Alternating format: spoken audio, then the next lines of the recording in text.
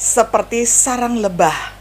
Perkataan yang menyenangkan adalah seperti sarang madu, manis bagi hati dan obat bagi tulang-tulang. Dengan terjemahan lainnya, manisnya jiwa, kesehatan tulang-tulang. Perkataan yang menyenangkan itu seperti sarang madu, manis bagi jiwa, dan menyembuhkan bagi tulang-tulang.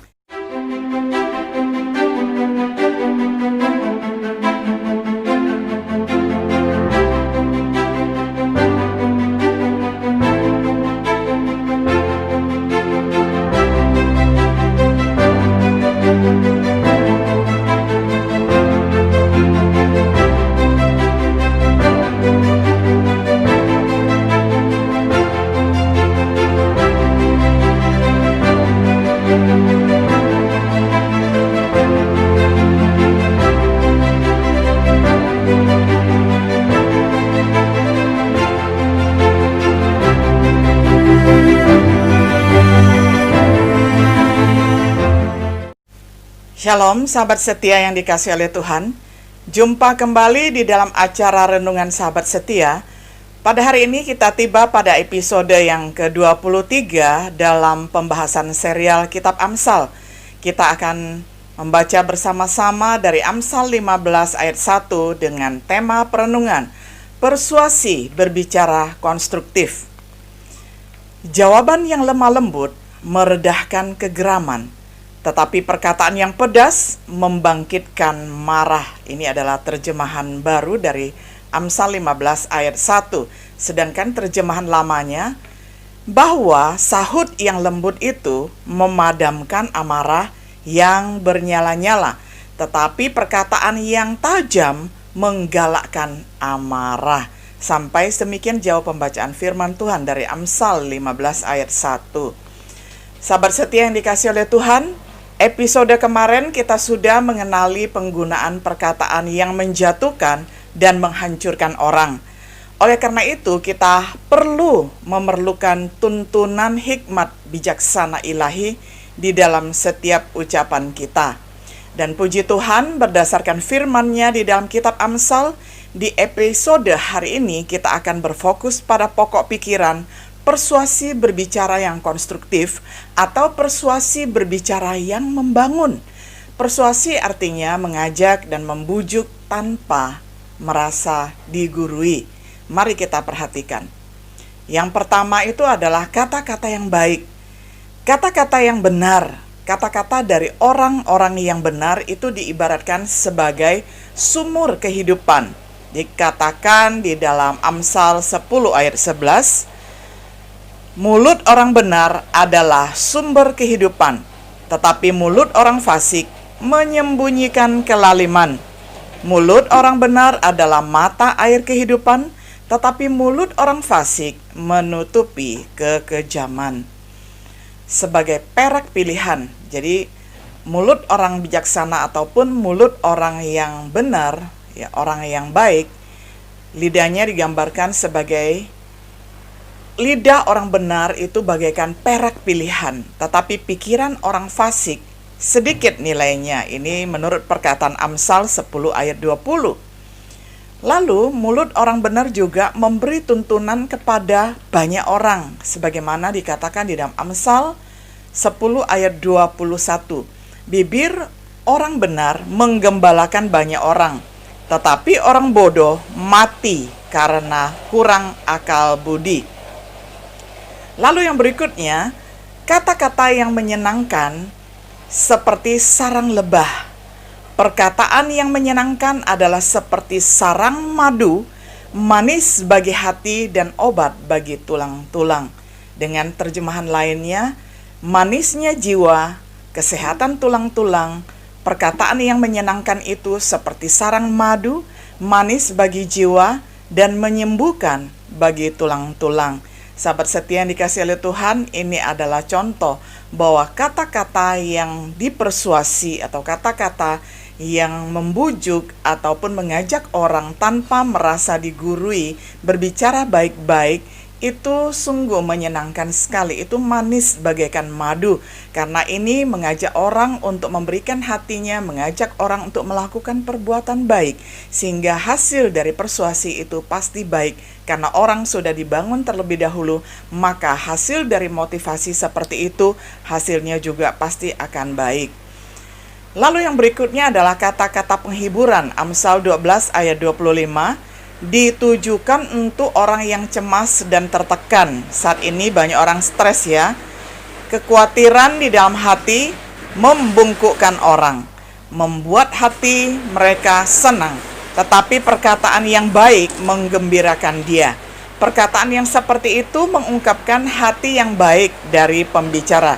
Jadi ketika kita berbicara di depan kelas, atau berbicara antar pribadi, atau berbicara di tempat publik, kata-kata penghiburan ini membawa kesembuhan bagi orang-orang yang mendengarkan. Karena kalau orang terus-menerus di dalam keadaan tertekan ataupun stres, cepat bungkuk badannya. Karena apa? Karena semangat yang patah itu mengeringkan tulang dan bahkan membuat tubuh menjadi bungkuk.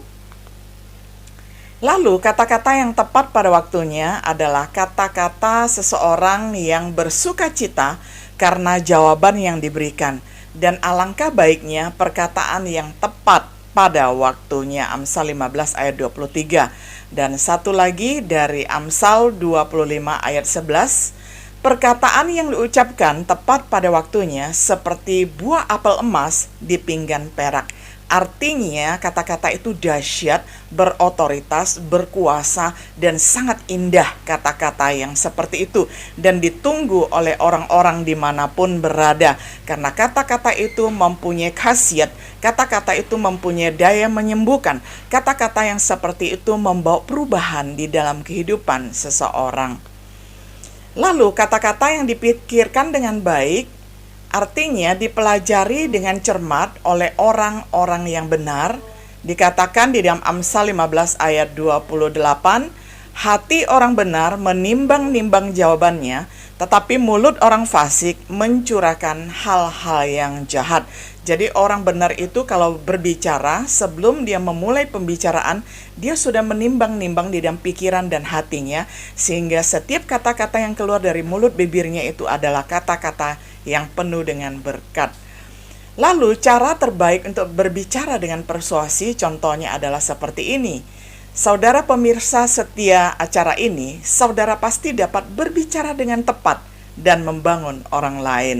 Nah, ini adalah sebuah contoh. Sebenarnya kita bisa memakai banyak contoh ya, tanpa unsur yang negatif, tetapi semuanya itu adalah unsur memacu seseorang untuk menjadi baik, membangun, mengkonstruksi, ya, membangun harapan, membangun asa, membangun kehidupan yang lebih baik. Jadi ajakan yang tidak merasa digurui ataupun ditunjuk-tunjuk begitu, tetapi ini adalah ajakan yang penuh dengan kelemah lembutan dan orang biasanya tergerak untuk melakukannya.